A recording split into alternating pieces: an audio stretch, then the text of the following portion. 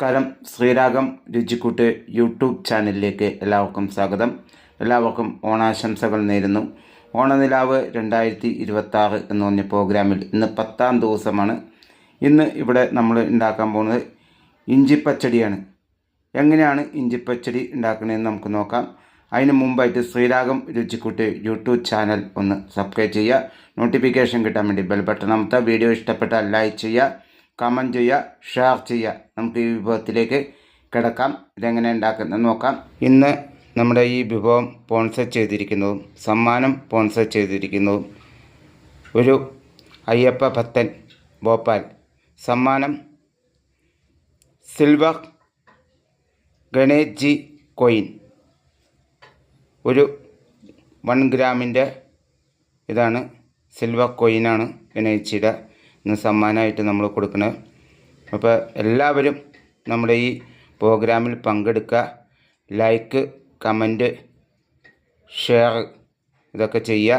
അപ്പോൾ നമ്മൾ ലൈക്കും കമൻറ്റും അടിച്ചിട്ട് യൂട്യൂബിലും ഫേസ്ബുക്കിലും അടിച്ചിട്ട് നമ്മൾ അതിൻ്റെ സ്ക്രീൻഷോട്ട് നമ്മുടെ PMലോ അല്ലെങ്കിൽ ഗ്രൂപ്പിലോ പോസ്റ്റ് ചെയ്യുക.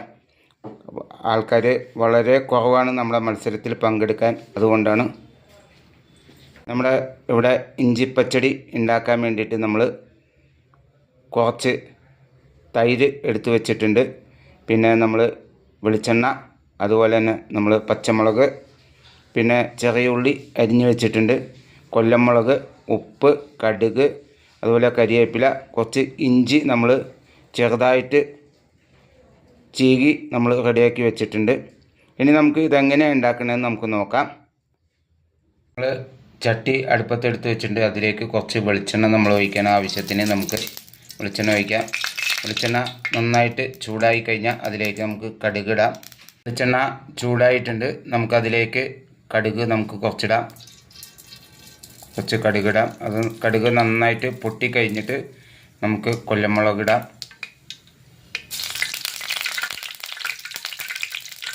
ഇനി അതിലേക്ക് നമുക്ക് ആവശ്യത്തിന് കൊല്ലമുളക് നമ്മളിടാണ്. കുറച്ച് കരിവേപ്പില ഇടുകയാണ്. നമുക്ക് പച്ചമുളക് ഇടാം.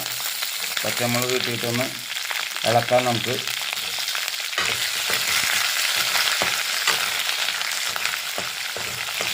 ഇനി നമുക്ക് അരിഞ്ഞു വെച്ച ചെറിയ ഉള്ളി ഇടാം. നമുക്ക് കുറച്ച് ഇനി അതും ഇട്ടിട്ട് നമുക്ക് നന്നായിട്ടൊന്ന് ഇളക്കാം. കുറച്ച് ഉപ്പിട്ട് നമ്മൾ ഇനി ഇത്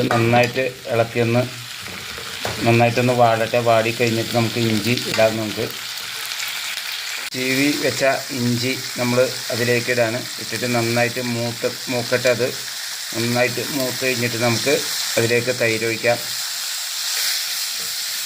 നമുക്ക് ഈ ഓണക്കാലത്തൊക്കെ നമുക്ക് സദ്യയുടെ കൂടെയൊക്കെ വിളമ്പാൻ പറ്റിയ നല്ലൊരു ഇഞ്ചി പച്ചടിയാണ്. നിങ്ങൾ ഈ ഓണക്കാലത്തൊക്കെ ഇത് ഉണ്ടാക്കി നോക്കണം. എന്തായാലും ഇഞ്ചിയും എല്ലാം നന്നായിട്ട് മൂത്തിട്ടുണ്ട്. അതിലേക്ക് നമ്മൾ കുറച്ച് തൈര് ഒഴിക്കുകയാണ്. ഇനി തൈര് ഒഴിച്ചിട്ട് നമുക്കത് തിളയ്ക്കേണ്ട, ഒന്ന് ചൂടായാൽ മതി.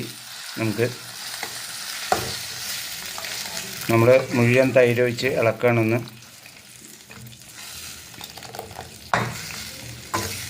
നല്ലൊരു ടേസ്റ്റുള്ള ഒരു ഇഞ്ചിപ്പച്ചടിയാണിത്.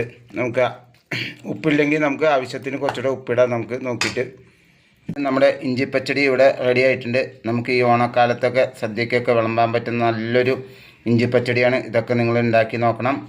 ഇനി നമ്മുടെ ശ്രീരാഗം രുചിക്കൂട്ട് യൂട്യൂബ് ചാനൽ ഒന്ന് സബ്സ്ക്രൈബ് ചെയ്യുക.